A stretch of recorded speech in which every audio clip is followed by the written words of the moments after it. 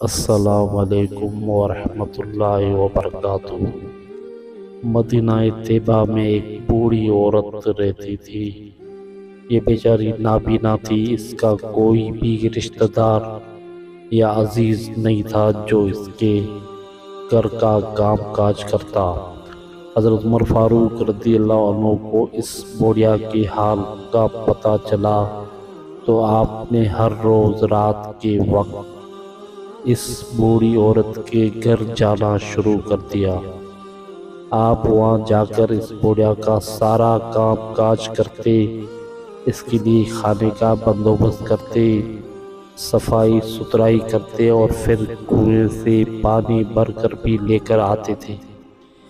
ایک روز حسب معمول حضرت عمر رضی اللہ عنہ رات کو جب بڑھیا کے گھر پہنچے تو یہ دیکھ کر حیران رہ گئے کہ بڑھیا کے گھر کا سارا کام اس سے پہلے ہی کوئی کر چکا تھا۔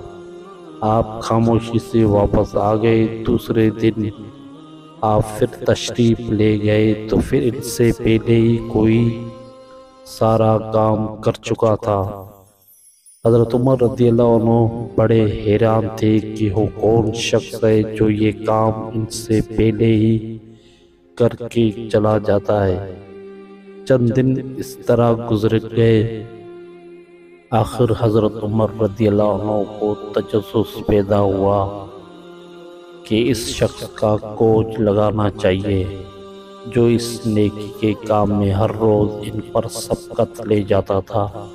اگلے روز حضرت عمر رضی اللہ عنہ وقت سے کافی پہلے بڑھیا کے گھر جا کر چھپ گئے اور اس شخص کا انتظار کرنے لگے جو ان سے پہلے ہی یہ کام کر کے چلا جاتا تھا۔ ابھی تھوڑی دیر گزری تھی کہ حضرت عمر رضی اللہ عنہ نے ایک شخص کو آتے دیکھا۔ وہ شخص آیا اور آ کر خاموشی سے بڑھیا کے کام کرنے لگا۔ حضرت عمر رضی اللہ عنہ یہ دیکھ کر حیرت زدہ رہ گئے کہ وہ شخص کوئی عام شخص نہیں تھا بلکہ اس وقت کے خلیفہ حضرت ابو بکر صدیق رضی اللہ عنہ تھے۔